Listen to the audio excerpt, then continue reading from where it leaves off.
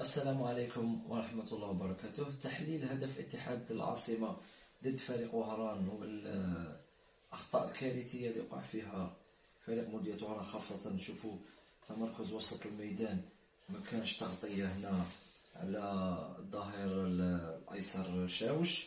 هنا لاباس من عند بنزازة الهداف للعمارة، راحوا ثلاثة، راح بالحرة، نورمالمون يروح غير هنا بالحرة كوفرتي، راح بالحرة وبن عمارة وزاد جوبة، 3-1 في زون مورت. نورمالمون هنا ولا تاعنا عقون كروم، ودخل هنا شاوش، هنا داك عالي قصامة رضواني المسدد دخل هنايا، بالحوسيني جا هنا، ممرر بنزازة جرى هنا، ومن بعد جليسة هنايا. نشوفو هذا نورمالمون ظهر واعب واحد إليمينا ثلاثة، دارو ان سونتر هنا، هذا راه يتفرج ما دخلش، دار لو سوتيان. نورمالمون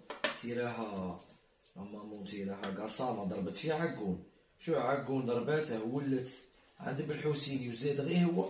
هاد البروبليم اللي كان عند كروم هضرت عليه، داجا يديفوندي مريكولي الرولي مولي كيما نقولو.